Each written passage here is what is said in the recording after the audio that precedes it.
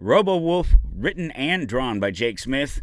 It's on Dead Gremlin Comix through Dark Horse.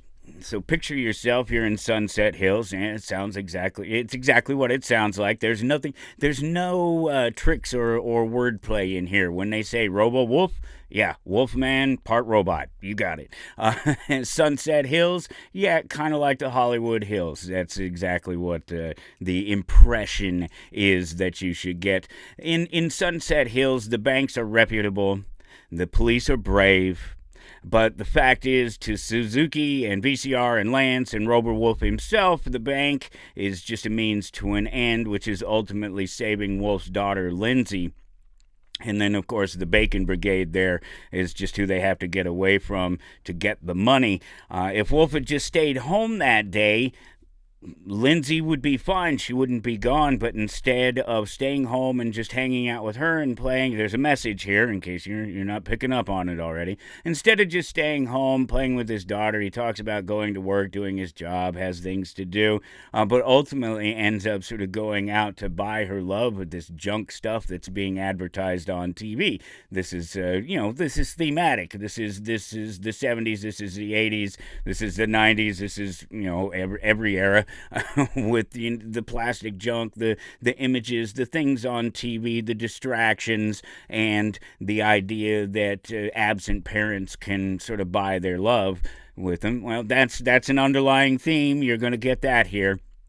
But she's gone, and unfortunately, there's just really no time for tears when the entire city is after you. They're all on the lookout, and that's not including these sort of shady, shadowy types in the background that seem to know who this little gang of bank robbers are, and they trying to avoid these guys, pay them back, make up for the favors, do all the things that they have to do. That's just part of what they have to do to get this $1 million delivered to Masakoff. He wants his $1,000,000, and so it looks like the bank robbery really and the getaway are just kind of the easy part here, because now they have to deliver this money to Masakoff, General Masakoff, and get through the city, and the city is full of gangs, and like I say, they're old enemies and old debts and things that are going on. And it's really fantastic, a 4-issue series here that's really shaping up to be very fun. Kind of reminds me of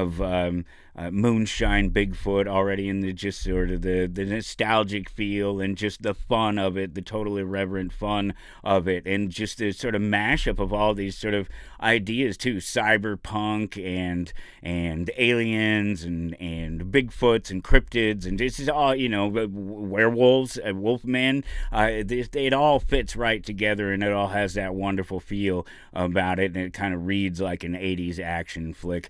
RoboWolf, it's in your local comic shops now. If you can't get your hands on one, hit me up at amazingfantasies.com, and if you're ever in Topeka, Kansas, stop in the store sometime.